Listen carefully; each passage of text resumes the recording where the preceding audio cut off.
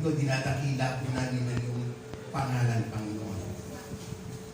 Lord, ang iyong mensahe, Panginoon, sa umaga nito ay iyong kasiyahan, Panginoon, sapagkat walang kabuluhan ang mga pagpiprepare na ito o paghahanda na ito, Panginoon, kung hindi po ikaw ang mangungusap sa aming kalagitnaan. Lord, gagawin po namin ang part namin, subalit, Panginoon, gawin mo, Panginoon, ang mas lalong importante mong parte, Panginoon, sa buhay ng mga makikinig.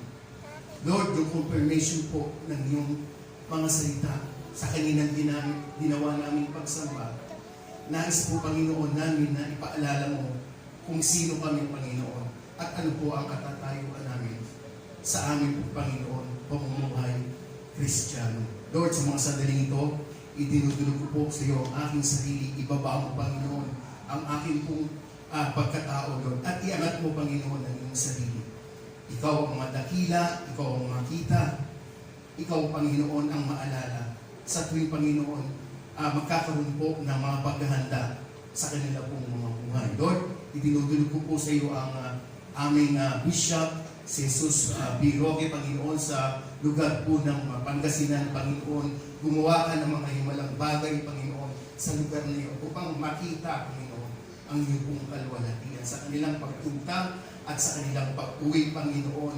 Lukuban mo, Panginoon, ang iyong pag-iingat at gabay, Panginoon. Iniibitahan din po namin, Panginoon, sa amin pong kalagitnaan ang pagkasi ng iyong banal na Espiritu, Panginoon. Lord, ang hindi ko po masasabi, Panginoon, ipaalala mo sa akin, Panginoon, upang malaman po nila, Panginoon, yung pong ninanais mong malaman nila sa umaga po ito. Ito po ang aming samot na langin na may kadakilaang pasasalamat sa iyo lamang, Panginoong Jesus. Amen and amen. Okay, palakpakan po natin ng Panginoon. Kanina, na-observe ko lang na si Kim, sabi niya kanina, paulit-ulit, handa na ba kayo? Handa na ba kayo? Handa na ba kayo? So, ulit-ulit, siguro din dahan-dahan, paulit-ulit. At nagkaroon sa akin ng effect yung kanya sinabi sapagkat ang mensahe po sa umagang ito, which is napaka-basic po ng ating pag-uusapan sa umagang ito. Ang pamagat po ng ating pag-uusapan sa umagang ito na ibinigay sa akin ng Panginoon, how do we prepare in times of difficult days or difficult times sa ating pong mga buhay. Naalala ko lang po nung last time na itinuro ng ating pong pastor na yung pong mga blessing na dapat lagi po natin yung aalalahanin. Hindi po yun kunwari. Hindi po yun sinasabi lang ng ating pong pastor, kundi yung pong sinasabi niya ay kinukuha niya po sa banal na kasulatan ng Panginoon at inire-relay lang po sa atin upang mag-rima ito. Amen? Kaya po lahat ng sinasabi po ng ating pong bishop o maaring suriin po natin yung kanya pong mga sinasabi. Subalit, wala po siyang ibang sinasabi sa kalagitnaan kundi ang kapurihan at ang karangalan at ang kabanalan ng ating Panginoon sa ating pong mga buhay. Di po ba? So, kapag ako po ay aatasan na magsalita, siya nga pala, si Pastor po yung nandun na sa Pangasinan, ano? At noong Wednesday ay message sa akin na ikaw, Kuya Edwin, no? Kuya Edwin po ang tawag sa akin, na ikaw ang magmensahe sa Sunday. Alam niyo po, yung pong lifespan ng ganun pong klaseng pag-aaral ay sadya pong napakalirap. Talagang kahit nga kami nag-uusap kanina, ang hirap talagang ano po ba ang sasabihin ng Panginoon sa Sunday o ngayon pong araw nito sa inyo pong mga katugunan po sa inyong mga pangangailangan. So talagang Lord, talagang intense prayer at salamat po ay dahil ito tayo handa at tayo at nakikinig po ng salita ng Panginoon. Ang pamagat po muli ng ating pag-aaralan, preparation during difficult times. No? Meron pong mga NDRRMO, meron pong mga iba't ibang sangay ng pamahalaan na sila po ay pinaghahanda sa mga bagay na kung sakaling dumating po mga sakuna, anumang pangyayari sa ating pong bansa ay sila po ay inatasan na sila po ay tumugon sa mga pangangailangan in national po sa ating bansa. Ngayon po, sa umaga pong ito, sa mga Kristiyano na kagaya natin, o sa hindi man mananampalataya na sinasabi natin na nasa labas, ay dapat pong ang paghahanda, even Kristiyano ka man o hindi, ay dapat mong malaman sa sarili mo o sa pamilya mo kung ano yung dapat na ihanda mo during difficult times. Amen? Dumarating ang mga difficult times and calamities, disaster po sa ating mga buhay na hindi po natin inaasahan. Tama hindi? Tama. Sapagkat hindi natin alam ang bukas. Hindi natin alam yung mga darating na araw. Hindi natin alam kung ano na yung mangyayari mamaya. Mamayang hapon, bukas, wala tayong kaalam-alam. Kaya dapat, pinaghahandaan po natin ang lahat ng bagay in practical, which is going to biblical perspective ng Panginoon. Dapat po alam natin yung mga paghahanda. Amen? Number 1, ang agam-agam ngayon ay tungkol doon sa vaccine. Kung kayo po ay manonood ng news, ang agam-agam kung effective pa talaga itong vaccine. Bakit ba may namatay doon po sa lugar ng Germany? Siyempre, di ba? Lahat ng tanong na yan, ipapasok natin sa church ngayon. Magpapabakuna ba ako o hindi? Ano po ba yung sinasabi ng Panginoon tungkol doon? Ang hirap, di ba? So, hindi natin alam. Okay. So, kailangan handa tayo. Ready tayo. Alam natin kung ano yung papasukin natin at dapat natin pasukin. Number 1, sa preparation during difficult times, ay kailangan po sa individual na tao, mananampalataya o hindi, ang kailangan paghahanda sa mga disaster, kung ikaw ay ready na, kailangan malusog ka. Diba? Ang sabi ko doon, be healthy as you can. Paano yun, Kuya Edwin? Mananampalataya ka o hindi ka mananampalataya. Kailangan malusog ka. Pero mas maganda kung mananampalataya ka na malusog ka. Nakukontrol natin. Hindi natin makukontrol yung mga bagay na disaster o yung mga ibang bagay na darating. Pero makukontrol naman po yung ating pong mga diet. Di ba?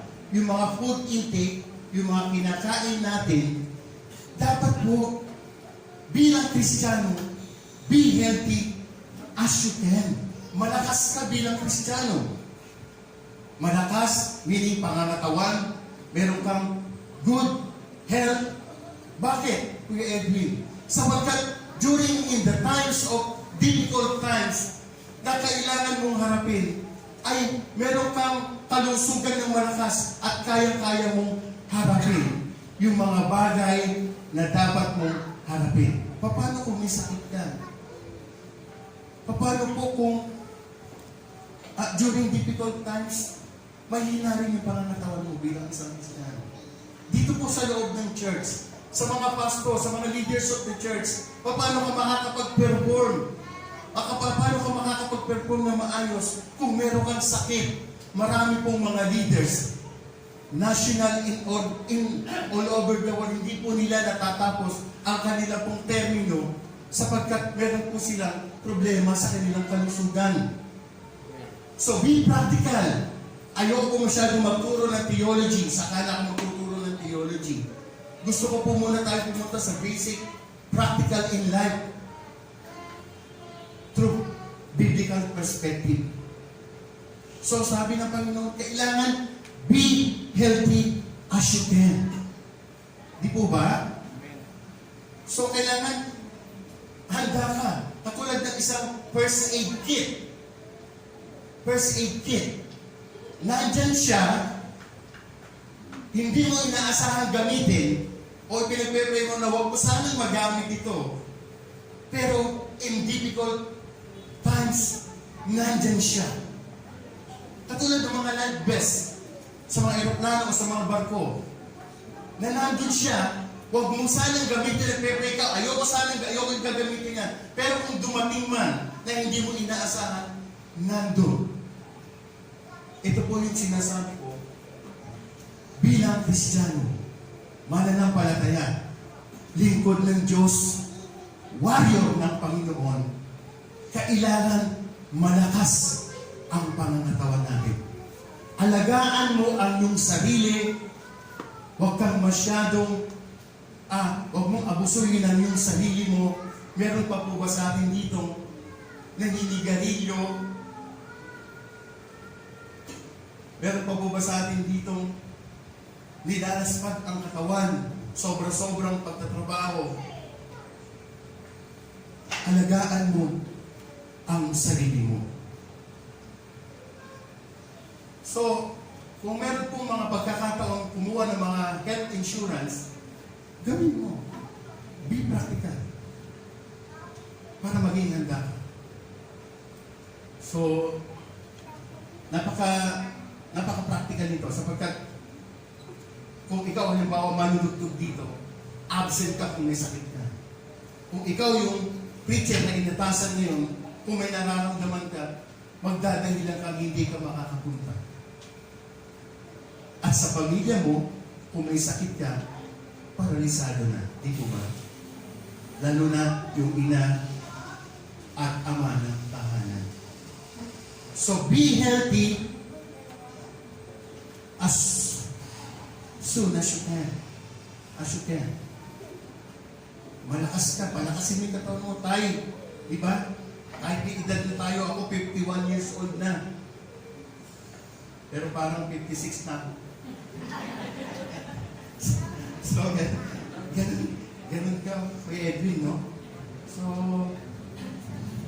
ganun din po ang paghahanda sa hirap kung dumating man po sa ating buhay.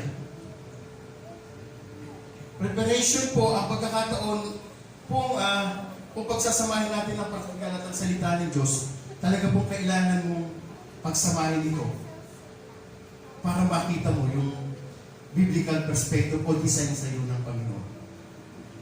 Unang-una, isinare ko po yung yan, yung kung kailangan maging healthy ka. Okay? At gusto pong maging enriched in power, prepared bago ka lumabas dito sa church. Okay? Hindi ko na masyadong pahabaan kasi nga alam ko pong masyadong marami tayong gagawin. So, number 1, be healthy as you can.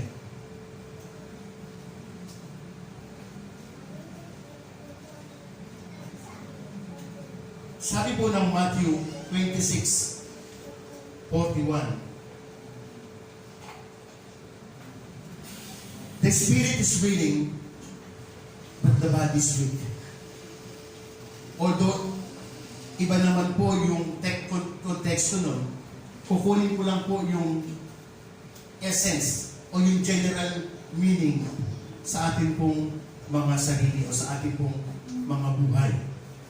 So, sinabi ko kanina, in-explain ko na kung ikaw ay hindi malusog, marami kang hindi magagawa. So, sinabi na yan ng Panginoon, ibang konteksto, pero ginagagamitin ko to in general meaning. Okay? Number 2,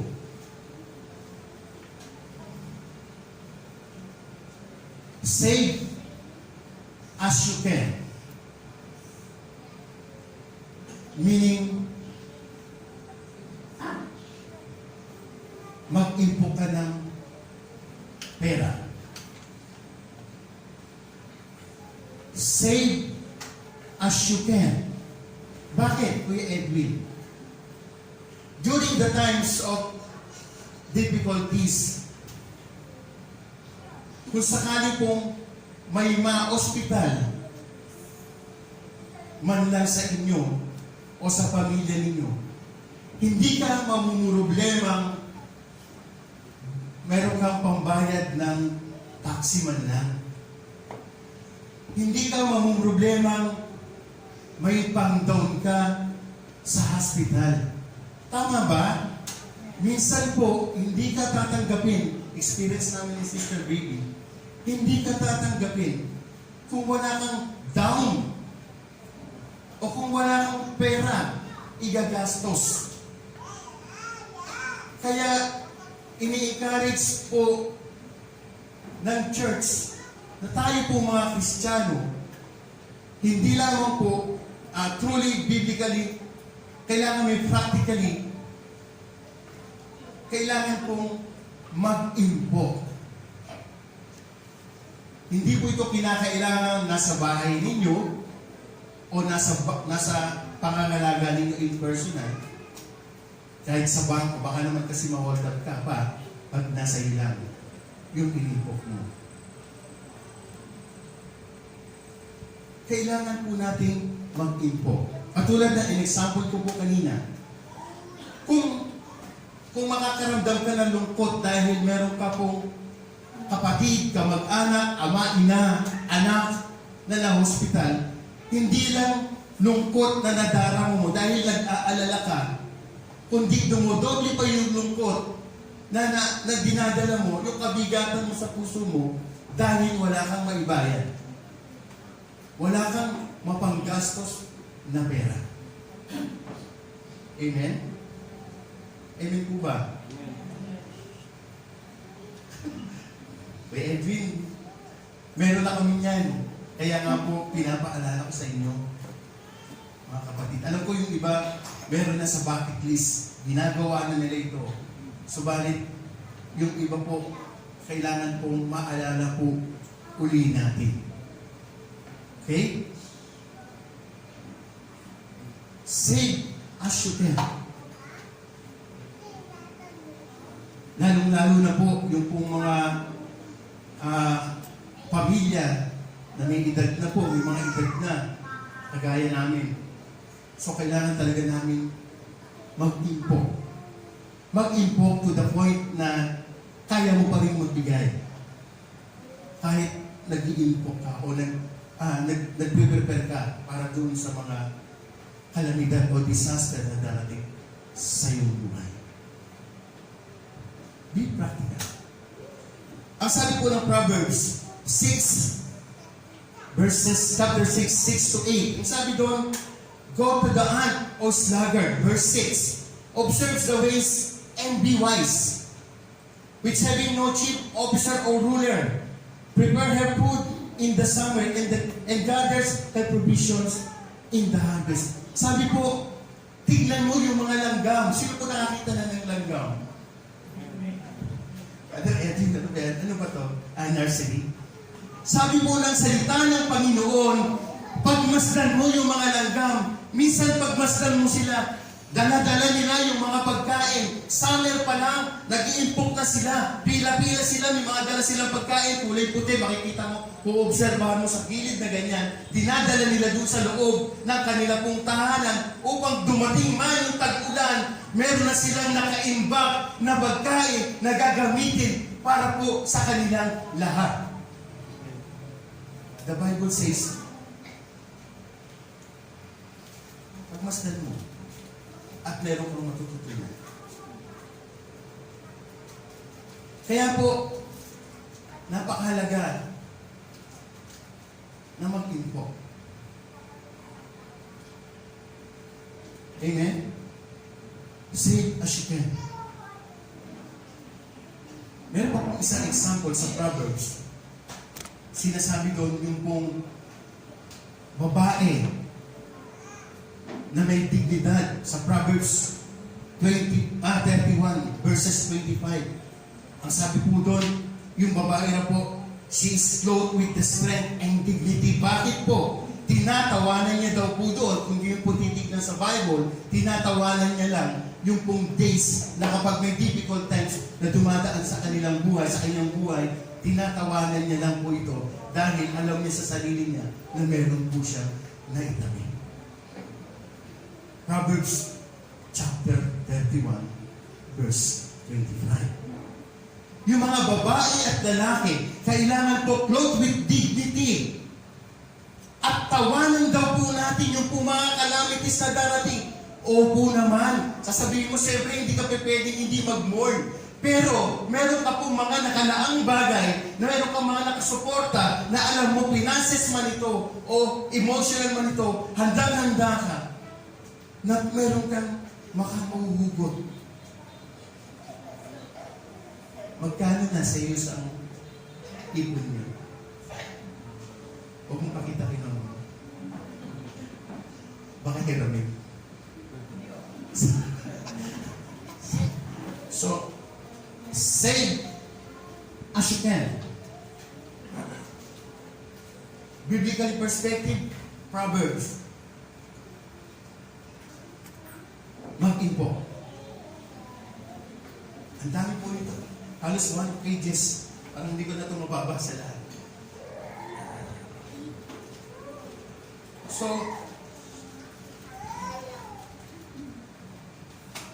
doon naman po sa mga nagtatrabaho, kanina po napadaanan ko na hindi po masamang magtrabaho.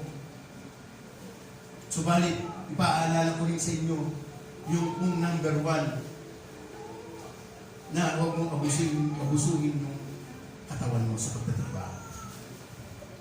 At second, may nag-ipon ka na, ang damot mo naman. Madamot ka naman. So you have to balance all these things para malaman mo kung ano ba talaga yung sinasabi ng Panginoon sa iyo. Third, ayoko nang patagalin. Ang haba nito, hindi ko na masyadong mababasa. Ang sabi doon sa third,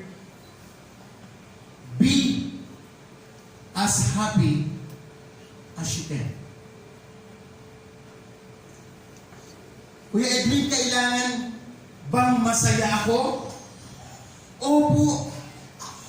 Kailangan masaya ka, i-enjoy mo yung buhay mo. Hindi po totoo yung sinasabi ng ilan na kapag ikaw ay banal, laging Biyernes Santo yung mukha mo.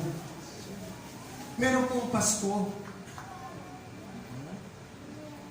Sa kabanalan po, kasama yung enjoyment. Lalong-lalo na po sa ganitong aming kalagayan na nasa last page na kami ng book. Kasi po, lagi ko itong sinasabi, yung maliliit na bata ito, sila po yung mga unang-una. Meron silang mga lolo at lola, tiyo at tiya, nanay at tatay. At kapag dumating na sa mga edad 5, sila na yung nanay at tatay, sila na yung tiyo at tiya. Dumating na po sa edad na ating pong kapatid na may edad na, sila na po yung nasa last phase ng buhay. Hindi ka pa ba mag-i-enjoy? Anong enjoy? I-define natin ito, Brother Edwin. Kapag sinabi po ng Panginoon na be happy as you can, wala kang matitisod. Wala kang matitisod na ibang tao. Wala ma-open sa'yo yung sa kasayang gagawin mo. Of course, hindi po ito dapat makasaring doon po sa pinaniniwalaan mong pananampalataya. O makaka-open sa ating Panginoong Hesus o sa ating pong Diyos. Siyempre, yung kasayangan po na nakalulugod pa rin sa Panginoon. Okay? Gawin mo masaya. Umiinom ka ng kape sa umaga, namnamin mo ito. 3 in 1. Damay mo yung 3 klase ng kape. Doon sa loob na yun. So, kailangan masaya ka.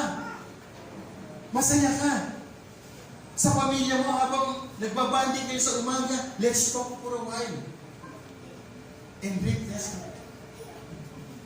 So, kung meron kang makikita ang bawa nagdadaling kapin, eto si Kim, mahilig po ito out of town. Kung may makikita kang sunrise, i-enjoy mo ito, huminto ka. Tignan mo, ang ganda-ganda ng ginawa ng Panginoon. May maitutulong ito sa'yo.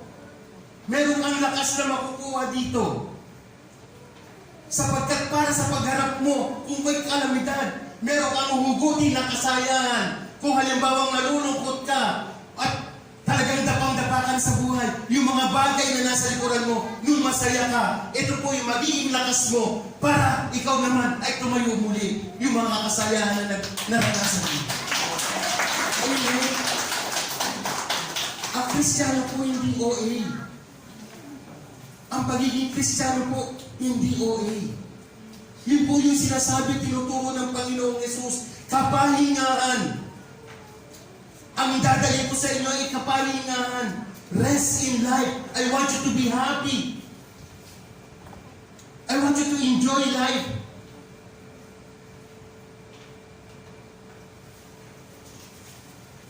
Diba? Ang sarap maglingkod. Sa mga kasayahan, mga kapatid, kapag may panahon ng kasayahan, may mga pagtitipon ng kasayahan, may mga kantahan, may mga sayawan, pumunta ka. May mga birthday, pumunta ka. Pumunta ka. Sapagkat sa buhay mo, hindi na babalik uli yung inatin mong birthday doon sa, baka hindi mo na alam, hindi ka na abutin ng pangalawang birthday na pinuntahan mo. Hindi mo alam, hindi ko alam, hindi natin alam yung mangyayari mamayang hapon. Kaya ngayon pa lang, habang nakaupo ka dyan, nakikinig ka sa akin, i-enjoy mo na yung salita ng Diyos, i-enjoy mo na yung presence ng Panginoon. Kanina, doon sa panambahan, naiiyak na ako doon. Sabi ko, Lord, ang buti-buti mo, ang galing-galing mo talaga. I-enjoy nyo yung presensya ng Panginoon. Doon pa lang, tapos na po yung ating panambahan. Kung napil mo yung presensya ng Panginoon. Enjoy life as you can. Okay?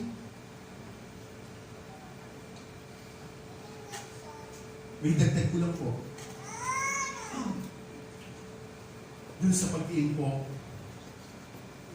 marami pong be aware din dahil marami pong mga pamilya minsan sa sobrang pagtatrabaho nila, yung mga nanay at tatay, quote and quote, minsan po wala na kayong oras sa inyong mga anak. Dahil kayo po ay nagtatrabaho, walang masama po doon. Walang masama po sa pagtatrabaho. Subalit kung ginugugol mo ang buong araw at buong buhay mo sa pagtatrabaho, wala ka ng oras sa pamilya mo, ano yung ginagawa mong pagtatrabaho. Wala ka ng quality time sa pamilya mo. Minsan may effect din po ito sa mga bata sa pamilya. Na minsan hindi na makita yung mga magulang sa General PTA meeting, hindi na sila makita doon sa basketball league ng kanilang mga anak, doon po sa pagsasabit ng mga medalya, kung may honor o horror. Wala yung magulang. Si auntie lang, si kuya lang, yung kapatid lang, asan ka nanay at tatay. Nagtatrabaho. Ano po ang effect sa mga bata noon? Church, you have to be balanced. Okay? You have to save. You have to be healthy. And you have to be happy.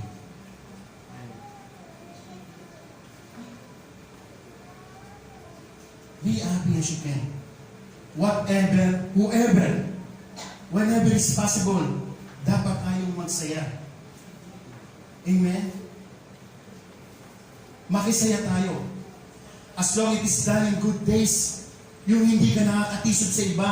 Yung pagsasaya mo, hindi naman na-open sa iba. Nakakaabala ka sa iba. Ikaw mismo sa sarili mo. Alam mo kung dapat kang magsaya. Kamusta po ang inyong mga sarili? Ang dami pong preparation para sa mga difficult times. Kung isa-ising ko, mga 50 na tayo, hindi tayo matatapos dito. You have to be happy.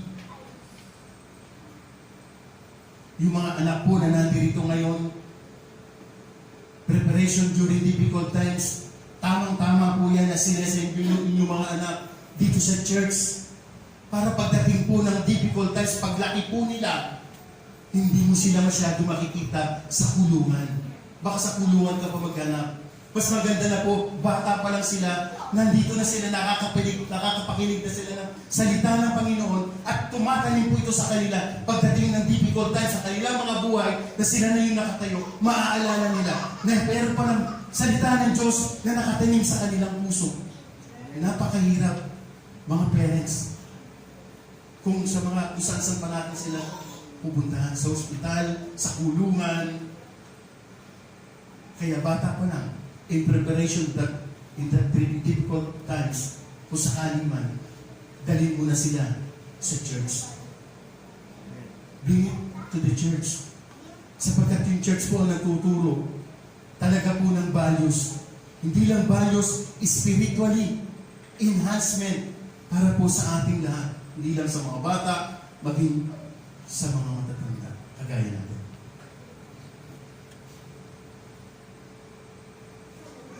Kamusta po yung inyo pong happiness ngayon?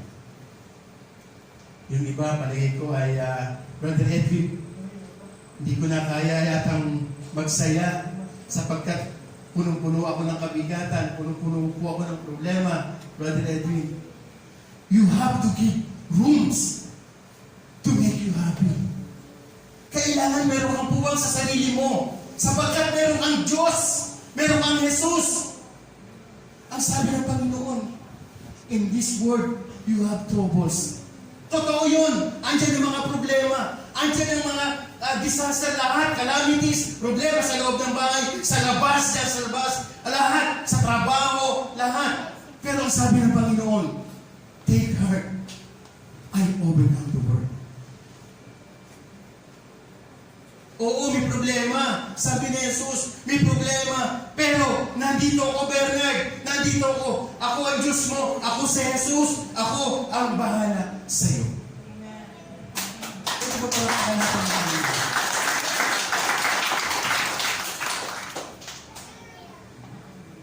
Yung iba dyan, bro, hindi ko na sinama sa slides. Pagkat, yun nga, sometimes, out of time, wala kang panahon.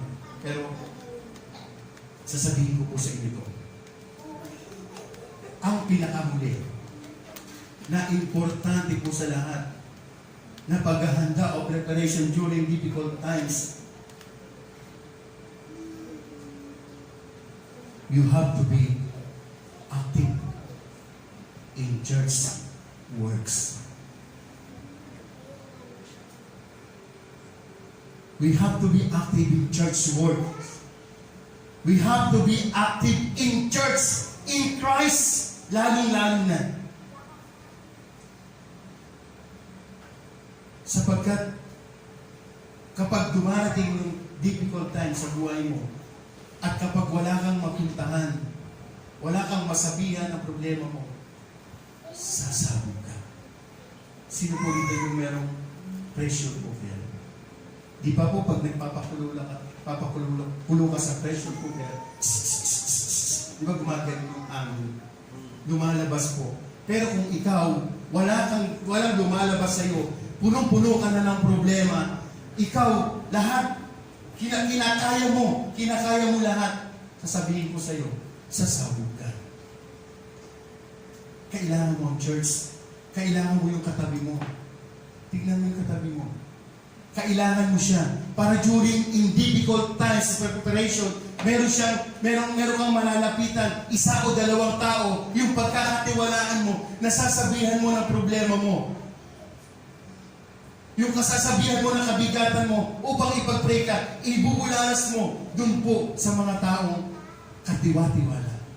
At doon naman po sa mga taong pinagkatiwalaan, ingatan niyo po yung mga sinabi sa inyo, very personal. Sapagkat kapag lumabas yun, chismis ang habol mo. So, kailangan mo yung katabi mo. Kailangan mo yung church. Para during the difficult times or days in your life, meron kang paghuhugutan. May hugot. Sabi nga ng iba, lagi kang may hugot. So, ang gandang hugot nito, kung ang paghuhugutan mo ay yung mga kapwa mo na mananampalataya na alam mong tapat sa Panginoon, alam mo na naglilingkod sa Panginoon at merong mga bunga yung kanyang ginagawa at ikaw ay pinagsabihan mo siya at kayo nag-usap, nakahinga ka sa kanya, yun po, na napakagandang release. Amen? Church, again, kung magsasabi ka ng problema mo, huwag naman hintayin ka, siyempre. Siyempre yung talagang mga personal, yung hindi mo na kaya, pumili ka ng pagkakatiwalaan sa loob ng church. Huwag sa ibang tao. Subok mo na natin po ito, mga nanay at tatay.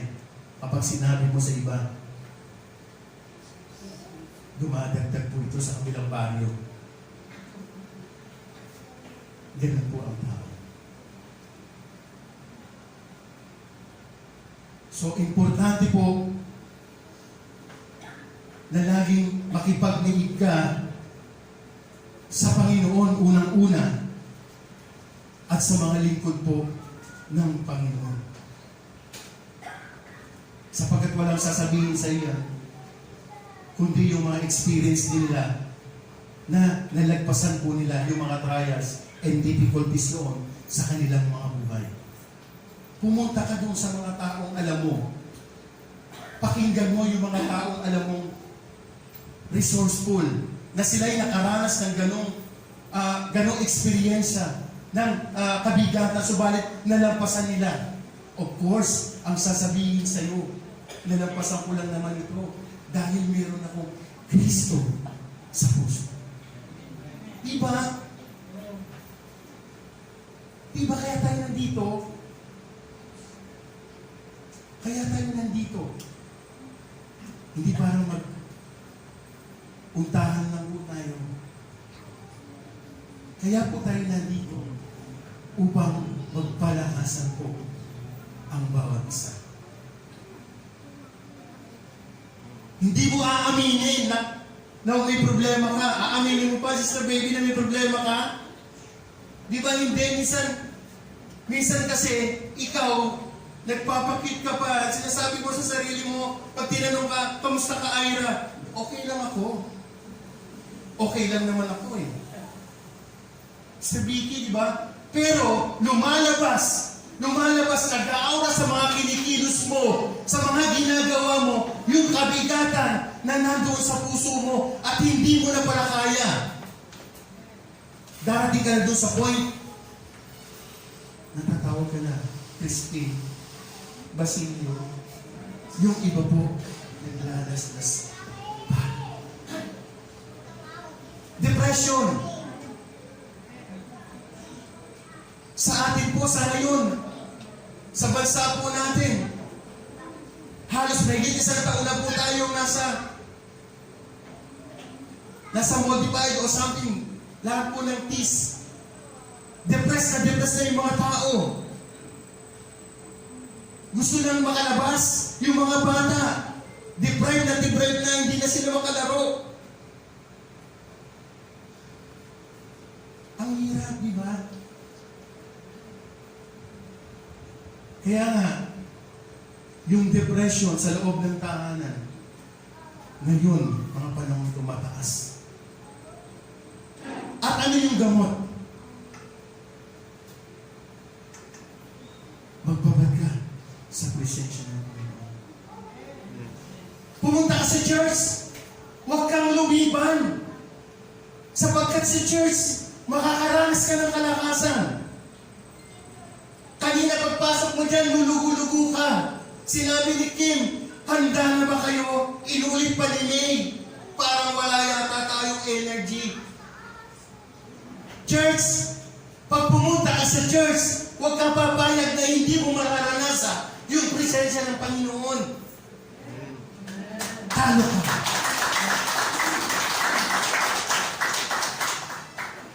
Kasi yun yung magiging backup mo. Paglabas mo na naman dyan, sarit-samot-saring mga problema yung nandyan sa labas. Napaka-secure ng lugar na to. Sapagkat yung presensya ng Panginoon narito sa kalagitnaan. Wala na iba. Hindi po yung ganda ng mensahe na prepare ko. Hindi po yung ganda ng awitan, sarap ng tugtugan. Kundi yung presensya po ng Panginoon na nangungusap sa iyo habang nandito ka sa loob ng church. You have to be enjoy life. Enjoyin mo lahat ng bagay.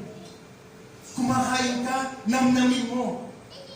Hiwalay-hiwalayin mo, kaya ka nga binigyan ng Panginoon ng marami pong source ng panglasa para ma-enjoy mo yung pagkain.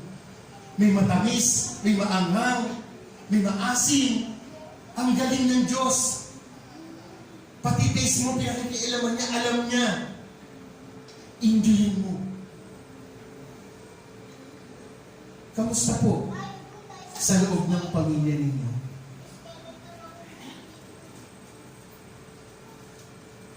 Nandun po ba yung enjoyment na nagmumula sa Panginoon? Kahit maliit na bagay, taas siya ng kamay. Nandito sa kanila enjoyment. Salamat. So, ano man ang ginagawa mo, you have to be prepared. Practical lang ito. Hindi natin alam yung mangyayari. Pero pag dumating, meron tayong mga iilan na matatandaan.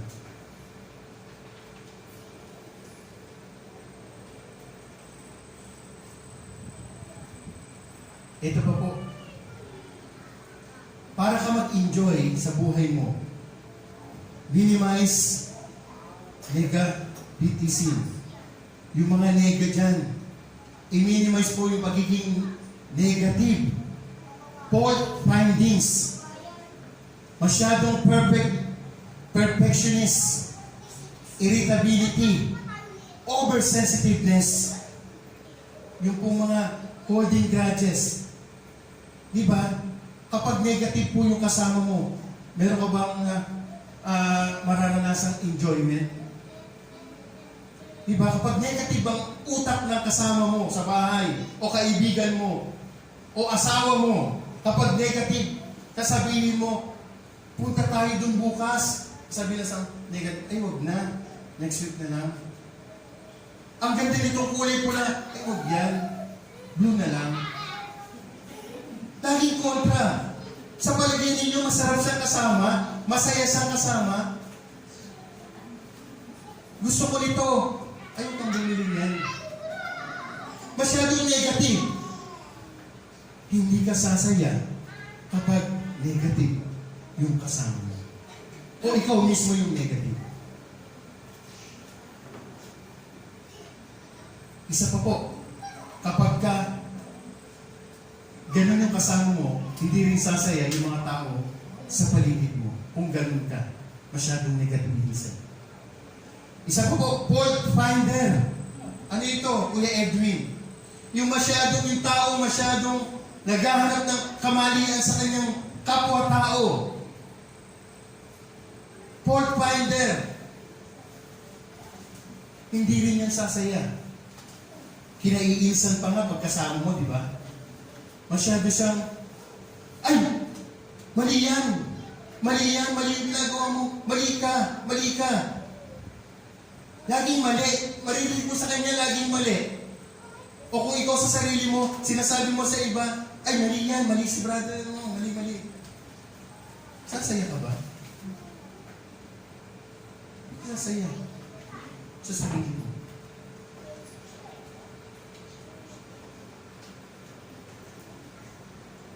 Okay. Isa pa, yung masyadong perfectionist. Taas ka kamay ng mga perfectionist dito. Siyempre, mga tataas na kamay. Yung mga taong masyadong perfectionist, ang hirap kasama. Kailangan ganito. Kailangan perfect na perfecto. Wala pong perfecto sa mundo. Okay lang po kung good enough na, o excellence, o super excellence. Pero yung hinahanap kong perfection, wala po dito. Lahat po may sabit. Ang kagandahan lang, nandito ka sa Diyos. Nasa piling ka ng Panginoon.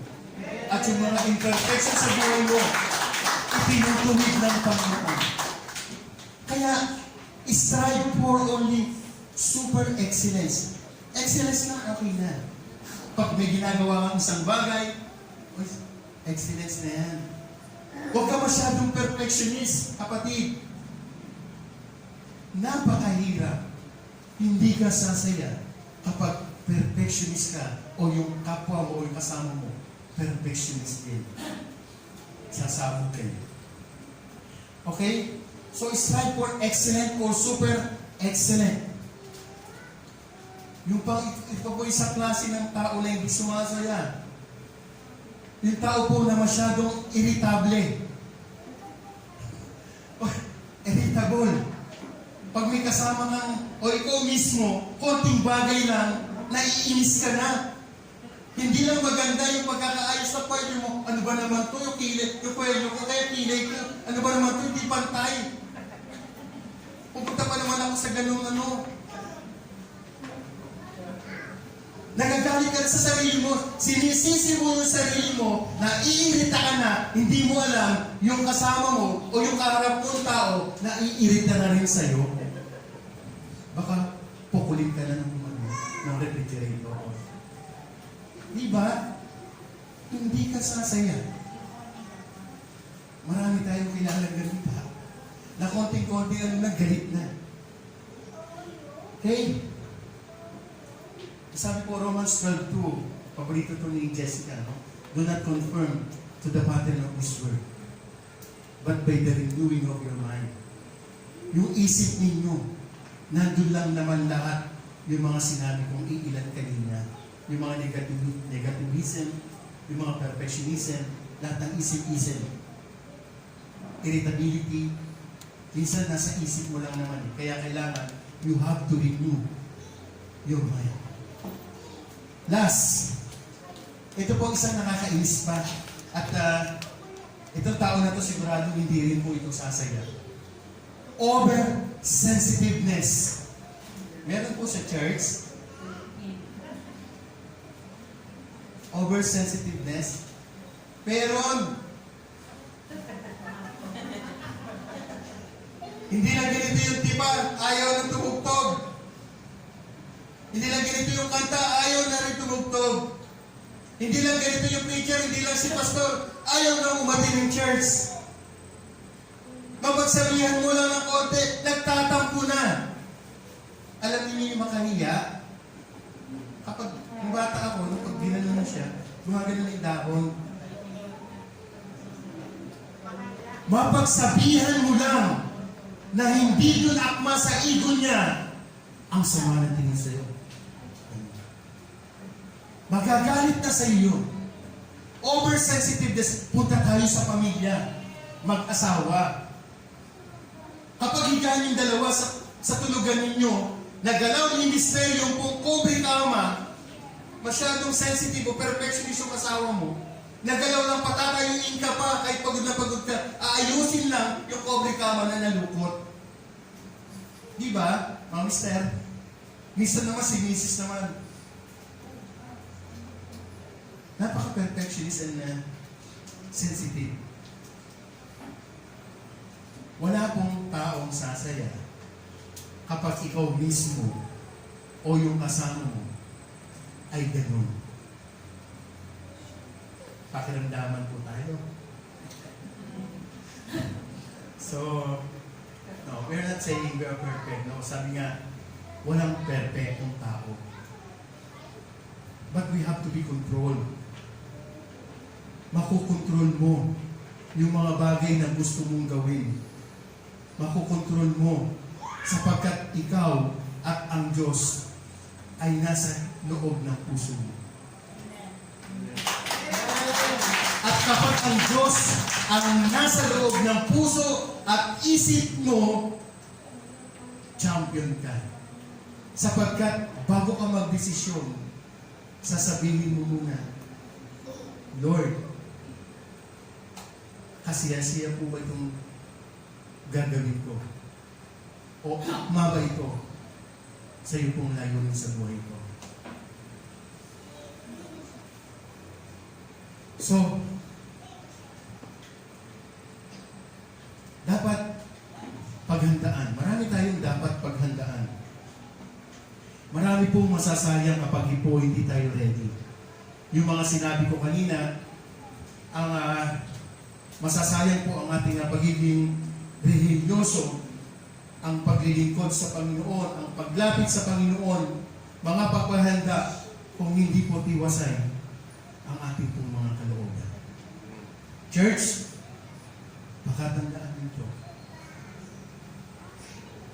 Kahit saan ka pumuntang church, kapag hindi mo naranasan yung kapalingahan ng Panginoon o yung nagtuturo sa gitna dito, yung kapalingahan na ibinibigay ng Panginoon, talo ka. Kaya ka pumunta dito, may problema tayo. Aminin nyo man hindi, yung tingin niyo sa akin, kitang-kita natin. Sabihin mo sa sarili, hindi ko po kaya, Panginoon, yung mga dinadala ko sa buhay. Lalo-lalo na yung itong mga tinatawag kasalanan. Ang hirap gumalaw kapag ikaw may tinatawag kasalanan sa puso mo. Amen? Kaya mo mag-pretend. Kaya mo magpanggap. Kita-kita ang ganda-ganda ng ayos mo sa labas. Pero nabubulok na pala yung kalooban mo. You have to be confessed kapag may ganyan tayong experience. You have to be confessed sa Panginoon.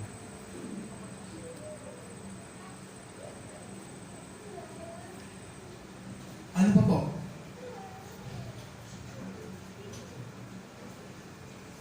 Sabi po dito sa Proverbs 27 verse 1, dito na po ako mag-conclude.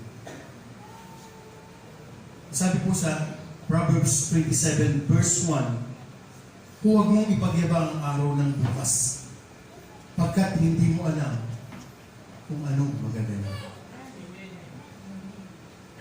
So you have to be ready. Sa iyong kalusugan,